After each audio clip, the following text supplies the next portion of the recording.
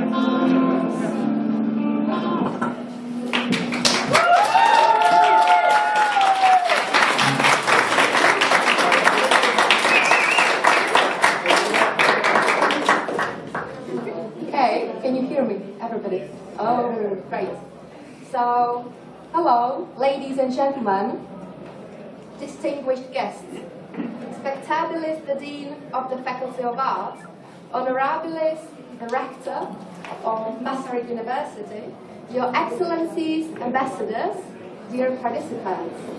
I'm Lefri Gembazil, the head of the organizing body, and it's my great pleasure to welcome you to the Back to the Roots English, American, Canadian, Australian, New Zealand, South African, Jamaican, and Pidgin Studies Conference.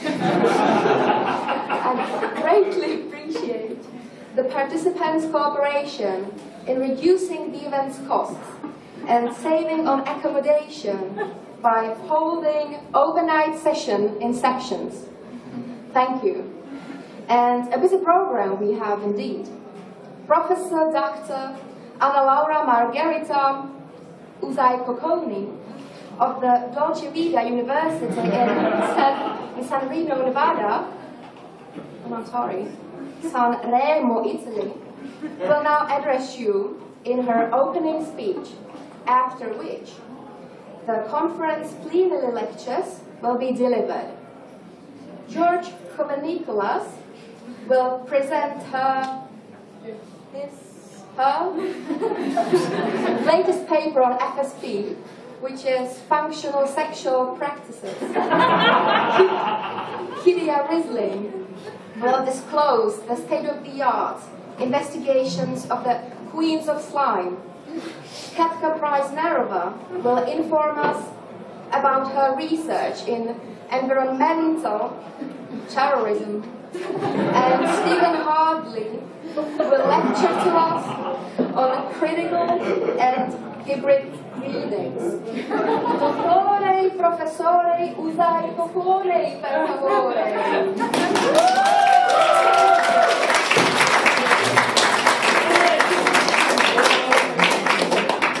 La ringrazio, signora Friese-Exepil. Thank you for inviting me to this magnificente evento, and I annuncio la conferenza of English, American, Canadian, Australian, Nueva Zealand, South African, Jamaican Pidgin Studies as opened, and I hope it is suck. I hope la conferenza is successful. Ciao, ciao.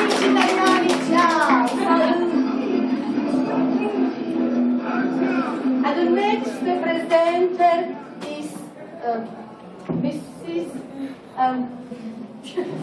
Giorgio Nicholas. Pecado, no? It's oltre che itinga bi reducere, thank you. Professore, Dottori, Dolce Vita. Ciao. The buffet lunch is served after the plenary speeches. Gosh, it's odd, although how hot is in here. Can somebody reduce the heating, please? Okay, well, let's get back to the conference, shall we? As most of you probably know, I'm George Nicholas, and I would like to thank my predecessor for opening the conference. Now to my topic.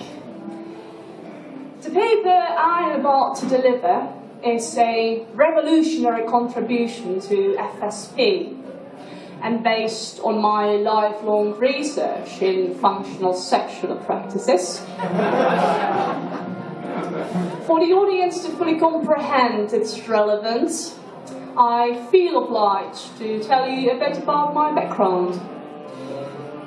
Born in the Prague linguistic circle,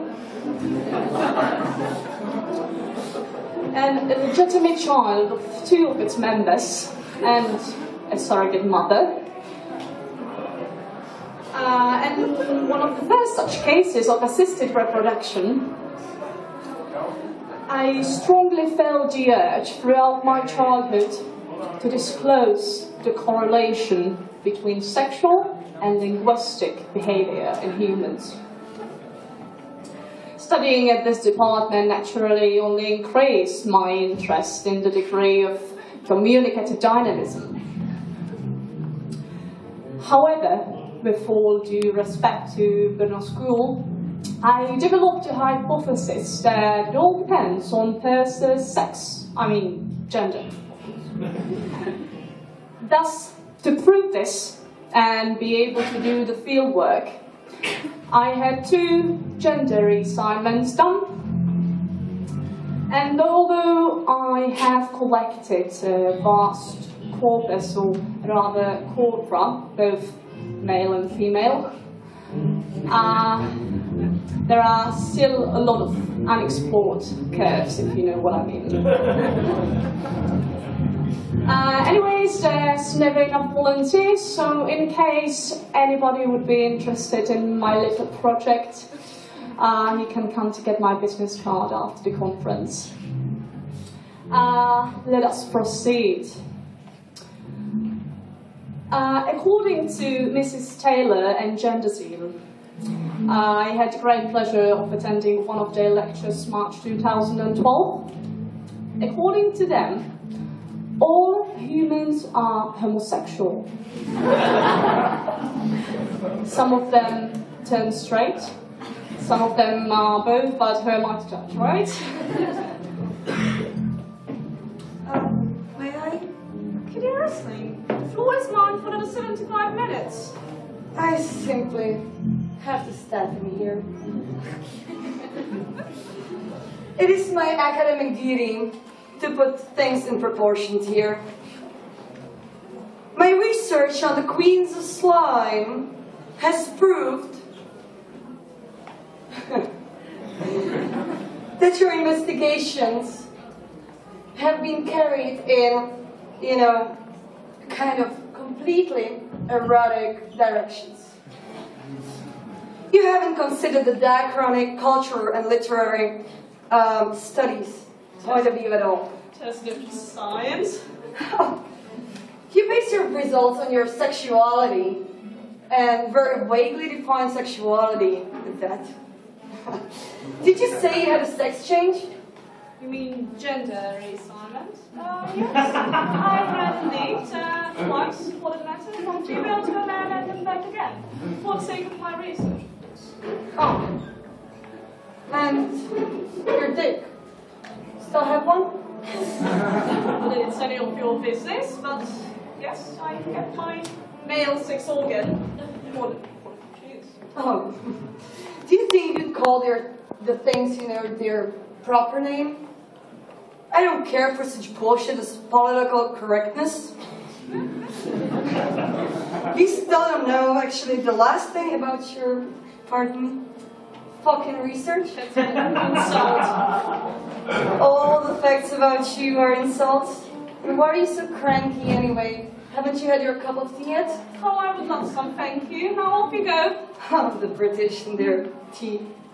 The British, they spend half time, drinking their tea, and the rest ignoring them. Ignoring them? What do you mean ignoring them? I'm sorry, but don't you play football and write letters? Oh, you know what? You can take your research and how's it? Put it at the bottom of a ball.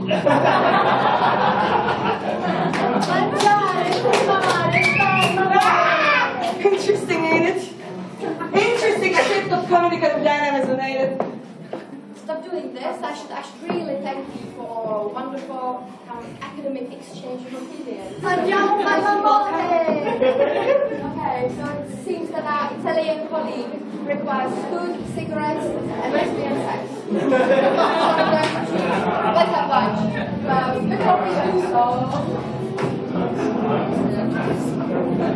If so...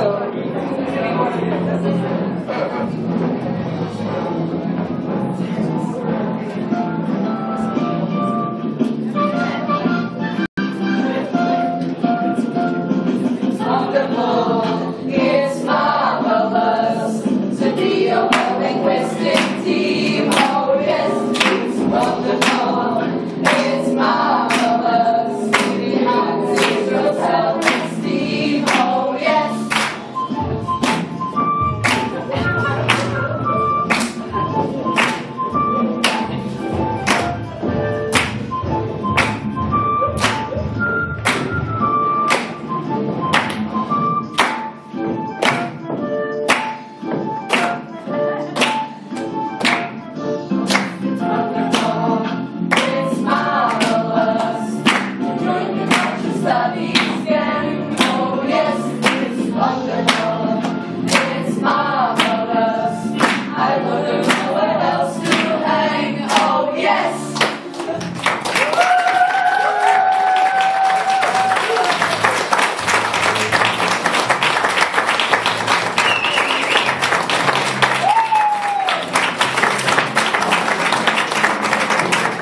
Come on, give it up, come on.